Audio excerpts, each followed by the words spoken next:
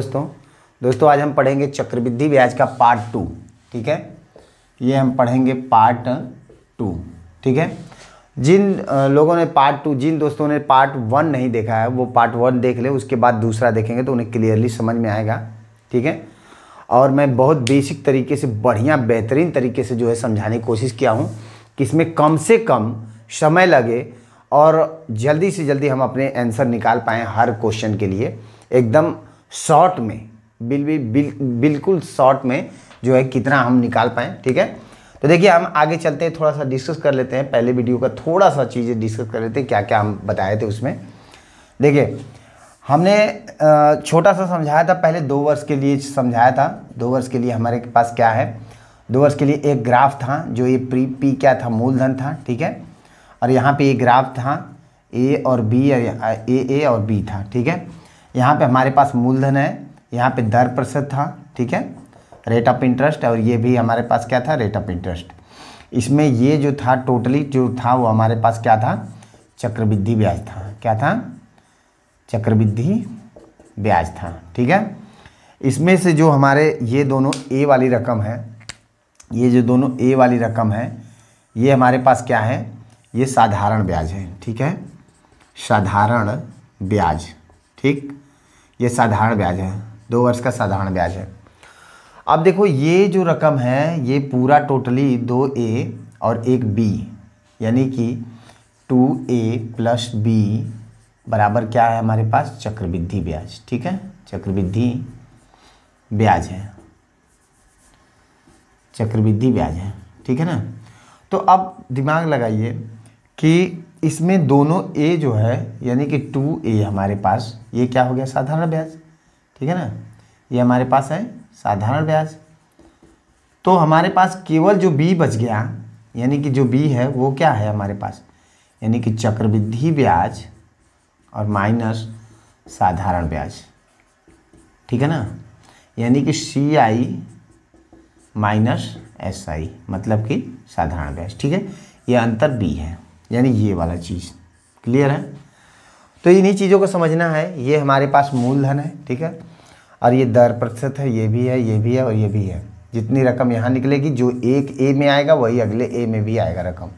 ठीक है, ये पहले वर्ष का ब्याज है, फर्स्ट ईयर का ब्याज है, और ये दूसरे वर्ष का ब्याज है। तो देखिए साधारण की बात करें तो दोनों में क्या होगा, बराबर होगा, चाहे पहले का हो, चाहे चौथे का हो, चाहे दूसरे का हो, चाहे तीसरे का हो।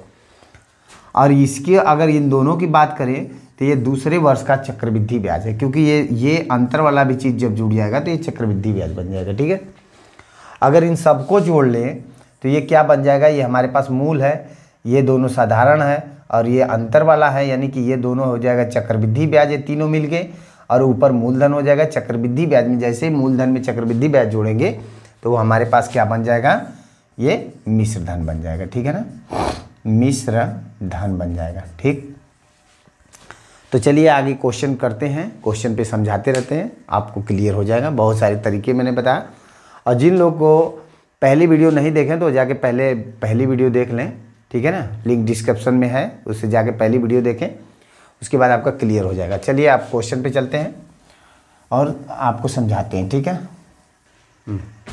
चलिए दोस्तों देखिए क्वेश्चन से शुरू करते हैं हम आपको, और बेहतरीन तरीके से समझाने की कोशिश करेंगे। बस एकदम ध्यान लगाइए, बिल्कुल ध्यान से देखना है, थोड़ा सा भी इधर उधर नहीं करना है, क्योंकि क्वेश्चन जब हम बता रहे हैं तो आपका ध्यान इधर उधर होने से नहीं समझ पाएंगे। ठीक है, देखिए किसी धन का, क्वेश्चन क्या कह रहा है, पहले क्वेश्चन को ध्यान से समझना है। ठीक है, कह रहा है किसी धन का दूसरे वर्ष का साधारण ब्याज। ठीक है, कौन सी वर्ष का बोला है, दूसरे वर्ष का, दूसरे वर्ष का साधारण ब्याज। ठीक है, दूसरे वर्ष का साधारण ब्याज कितना है, 1200 रुपया है, तथा दूसरे वर्ष का चक्रवृद्धि ब्याज कितना बोला है, 1450 रुपया है। तो वह धन क्या है, बाप रे, क्वेश्चन में तो और कुछ दिया ही नहीं है, क्वेश्चन में बस दिया है दूसरे वर्ष का साधारण ब्याज। ठीक है, 1200 रुपये, और उसके बाद दिया है दूसरे वर्ष का चक्रवृद्धि ब्याज 1450 रुपये। पूछा है भैया धन क्या है, ना दर दिया है, ना समय दिया है, ना कुछ दिया है। ठीक है, तो देखिए कैसे लगाएंगे, जो हमारा तरीका है उस पर कैसे लगाएंगे। समय दे दिया है, समय दिया है, क्या दिया है, समय जो है दूसरे वर्ष का, दूसरे हर जगह दूसरे का है, नहीं 2 वर्ष। तो सीधी सी बात है कि इसमें 2 वर्ष का काम कर लो। ठीक है, 2 वर्ष का काम कर लो, तो यानी 2 वर्ष की बात करें तो यहाँ पे ए है, यहाँ पे ए था, यहाँ पे क्या था, बी था। हमारे पे ग्राफ बिल्कुल याद रहना चाहिए, ठीक है। तो बोला ये तो पहला वर्ष हो गया, ये दूसरा वर्ष हो गया ना भाई, दूसरे वर्ष का साधारण ब्याज, तो साधारण ब्याज तो भैया हमारा यही है। क्लियर है। आप जैसे कि मैंने बता रखा है साधारण ब्याज क्या होता है, ये दोनों ए होता है, ये पहले वर्ष का है, ये दूसरे वर्ष का, दोनों मिलके 2 वर्ष का हो गया, ठीक है। तो ये बोला कि साधारण ब्याज दूसरे वर्ष का, तो ये कितना हो जाएगा भाई, ये हो गया 1200। तथा आगे ध्यान से देखिए, तथा दूसरे वर्ष का चक्रवृद्धि ब्याज 1450 रुपये है। मैंने क्या बताया है, जस्ट वीडियो में रिवाइज कीजिए, मैंने क्या बताया, मैंने ये बताया है कि यानी कि चक्रवृद्धि ब्याज और जो है कि दूसरे वर्ष का चक्रवृद्धि ब्याज और साधारण ब्याज, दूसरे वर्ष का साधारण ब्याज तो यही है, लेकिन अगर दूसरे वर्ष का चक्रवृद्धि ब्याज की बात करूं तो मैं इन दोनों को क्या करूंगा, शामिल करूंगा, ठीक है। तो देखिए दूसरे वर्ष का चक्रवृद्धि ब्याज बोला है तो 1200 तो यह है साधारण, चक्रवृद्धि अंतर घटा लो, कितना हो गया 250, तो ये तो हो गया भैया 250 रुपया, ठीक है।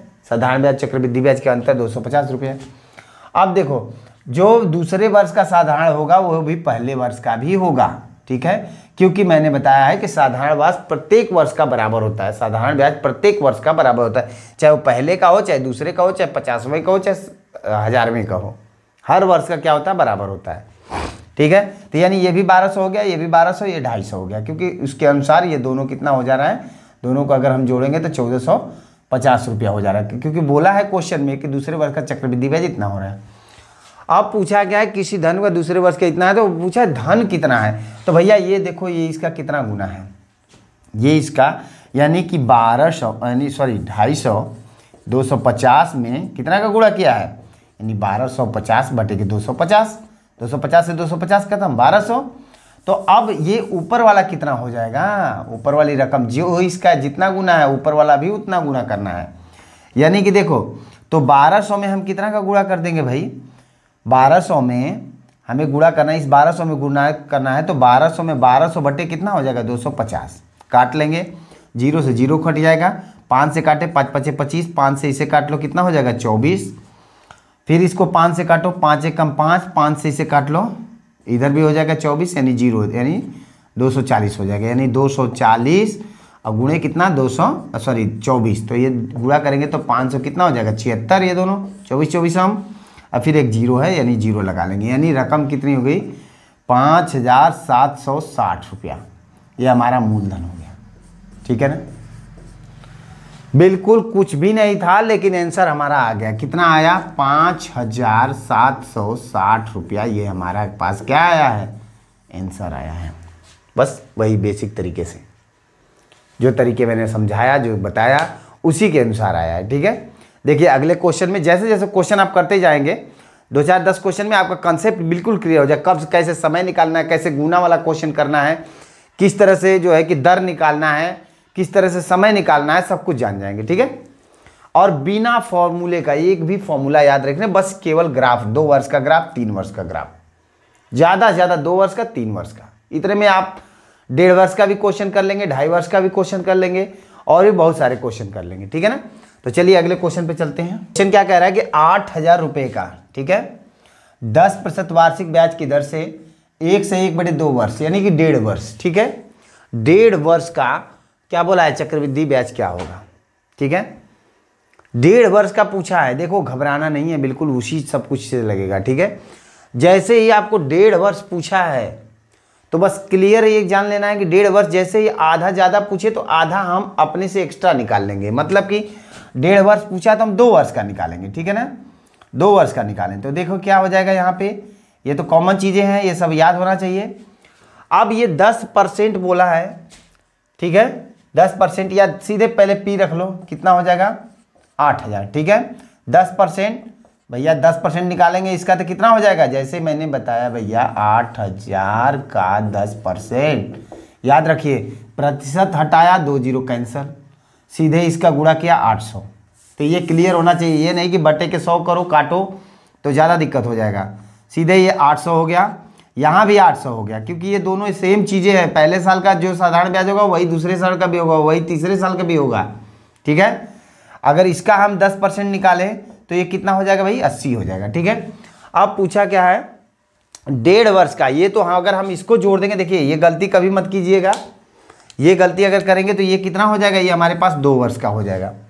लेकिन ये पूछा है 1.5 वर्ष, यानी 1 वर्ष पूरा, अगले वर्ष में आधा, 1 वर्ष पूरा, यानी 1.5 का मतलब क्या होता है, 1 सही 1/2, यानी 1 होल 1/2, यानी पहला तो पूरा होगा। ठीक है भैया, मैंने पहले वाले को पूरा ले लिया, अगले वाले में 1/2 यानी आधा, इन दोनों का आधा। ये 800 है, 800 का आधा 400 हमें चाहिए, 80 का आधा 40 चाहिए, यानी हमें टोटल जोड़ना कितना है इसमें, 440 जोड़ना है भैया। तो जोड़ लो, 8 4 कितना हो जाएगा, 1240 रुपया। क्लियर है? 1.5 वर्ष का तुरंत निकलेगा, जैसे है उसी हिसाब से करके 1240 रुपया आ जाएगा। ठीक, अब इसमें अगर आपको और कुछ पूछ दे, जाहिर सी बात है कि अगर मान लीजिए कुछ और पूछेगा तो कुछ दिया रहेगा, कुछ ना कुछ दिया रहेगा। ठीक है, तो जैसे जैसे देखिए क्वेश्चन क्लियर करते जा रहे हैं वैसे वैसे आपको समझ में आता जाएगा कि देखिए जैसे हमने 1.5 साल का पूछा, 1.5 साल का पूछेगा तो 2 साल का निकालना है, और 2.5 साल का पूछेगा तो हमें 3 साल का, यानी आधा एक्स्ट्रा लेके चलना है। क्योंकि जो आखिरी वाला साल है, आखिरी वाला जो साल है, इसमें से केवल हमें आधा ही लेना है, यानी 800 है तो 800 का 400 लेना है, ये 80 है तो 80 का 40 लेना है। यानी जो पहले जो आखिरी वाला साल है, 1.5 का मतलब क्या होता है, अगला वाला आधा, पहले वाला तो पूरा। इसी तरह से अगर 2.5 वर्ष का पूछेगा तो 2 तो कंप्लीट लेंगे, लेकिन तीसरा वाला भी एक बढ़ जाएगा, तीसरा साल, तो तीसरा साल का केवल आधा लेंगे। ठीक है ना। अगर उसमें दिन पूछ देता है तो ये तो पता है कि 1 साल कितना का होता है भाई, 1 साल तो 365 दिन का होता है। तो इसमें से अगर मान लीजिए इसी में पूछता कि 1 वर्ष 73 दिन का बताइए, 73 का बताइए, ऐसे पूछ देता, तो जाहिर सी बात है कि हमें पता है कि ये दोनों तो जो है यानी 880 रुपया, ये कितने का है, 365 दिन का है, 365 दिन का है। तो आप सीधे सीधे लगा लेते हैं कि 880 बटे के 365, ये होता है 1 दिन के लिए। ठीक है, अब 73 का अगर निकालना है तो 880 बटे के 365 हो जाता है, गुणे कितना 73, 73 से काट लेंगे, जो आएगा वो हमारे पास इसमें जुड़ जाएगा। तो ये हमारे पास क्या हो जाएगा, 1 वर्ष 73 दिन का ब्याज हो जाएगा। तो देखो काटो, कट जाएगा, 3 5 15, 5 7 35, 5 बार में कट जा रहा है, 5 से इसे काटोगे 16 5 80, यानी काटोगे तो कितना हो जाएगा, 5 से काटोगे, 5 से कम 5, ठीक है, 3 बचा, 5 7 35, और उसके बाद बचा कितना, 17 5 85 हो गया, बचा 3 30 6, यानी 176 रुपया। तो यानी यहाँ पे कितना होगा, 800 में 176 जोड़ लेंगे, यानी 900 कितना हो जाएगा, 76 रुपया। ठीक है, अगर इस तरह पूछेगा तो यानी बहुत सारा कुछ इसमें चेंज ओवर कर सकते हैं, पर ध्यान लगाइए, अगले क्वेश्चन पे समझ चलिए, क्लियर समझ में आएगा। ठीक है, अब देखिए दोस्तों, इस क्वेश्चन को ध्यान से देखिए, इसमें बहुत कुछ सीखने वाले हैं आप। ठीक है, देखिए क्वेश्चन क्या है, कह रहा है कितने प्रतिशत वार्षिक चक्रवृद्धि ब्याज की दर से, यानी कि भैया आर इसमें पूछा है, आर पूछा है कि यार कितने प्रतिशत वार्षिक चक्रवृद्धि ब्याज की दर से, चक्रवृद्धि ब्याज की दर से कोई धन 2 वर्षों में, ठीक है, अपने का 36/25 गुना हो जाएगा।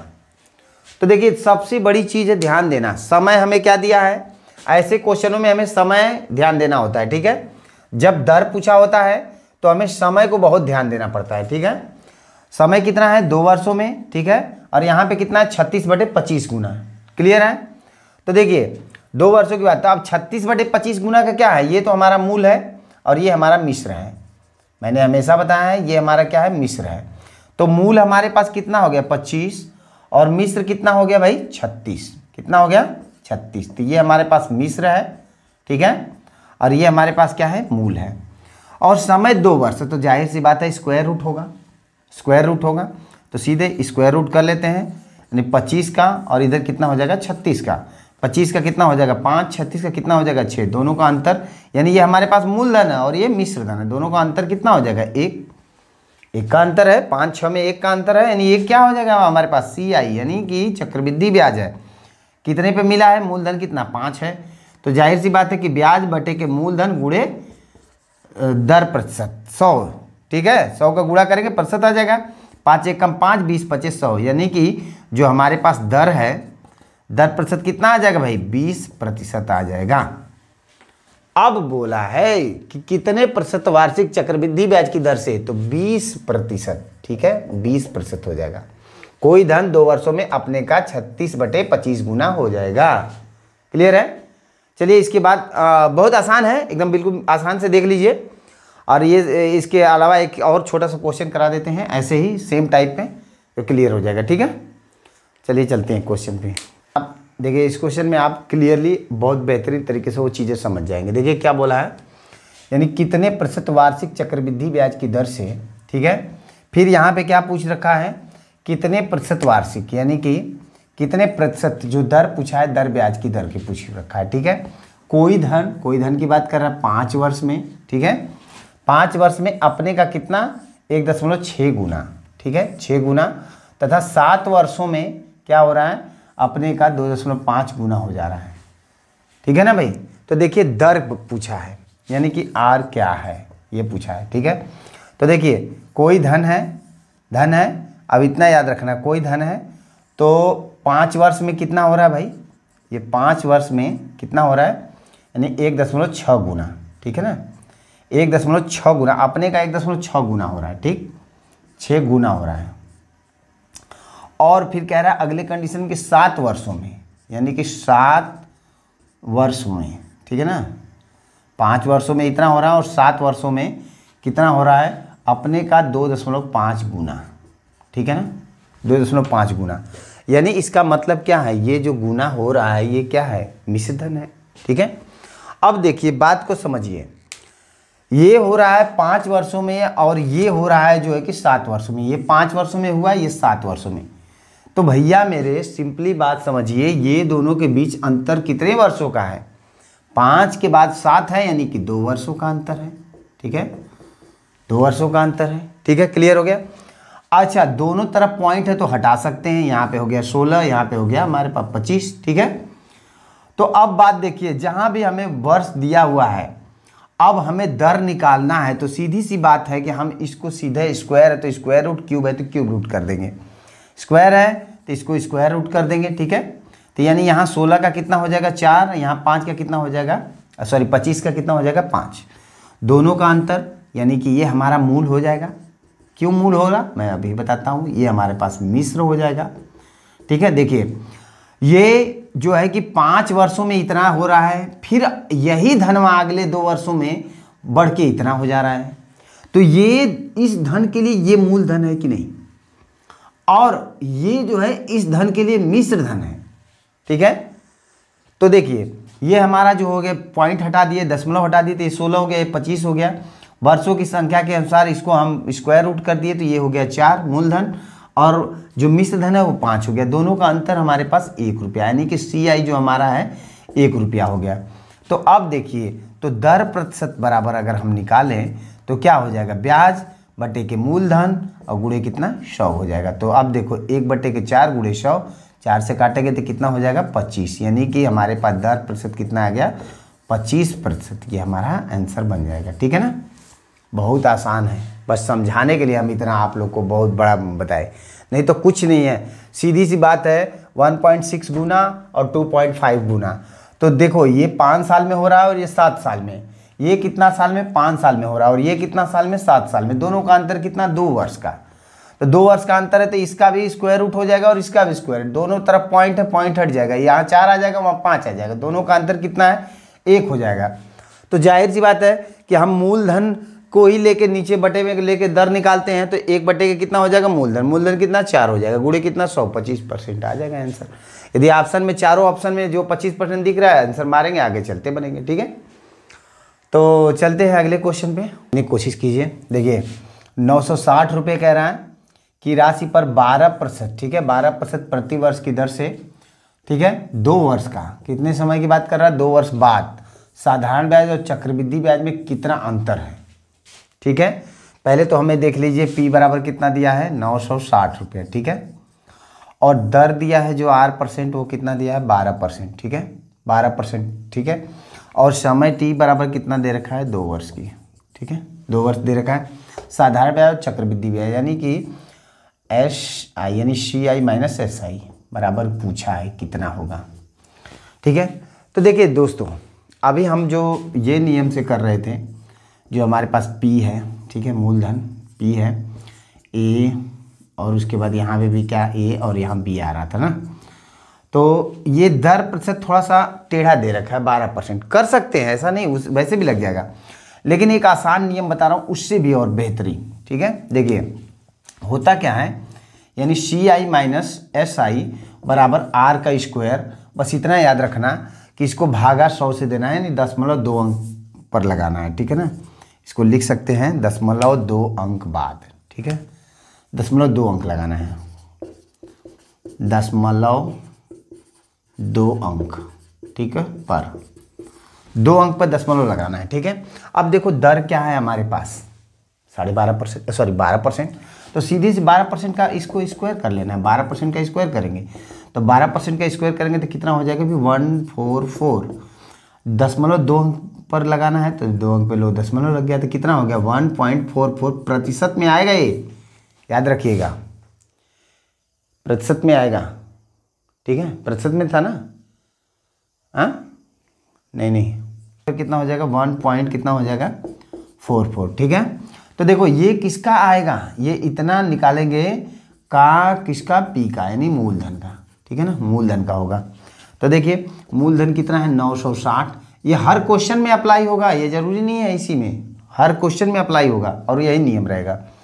तो हो जाएगा, देखिए 960 गुणे कितना हो जाएगा हमारे पास, 1.44। ठीक है, ये प्रतिशत में होगा।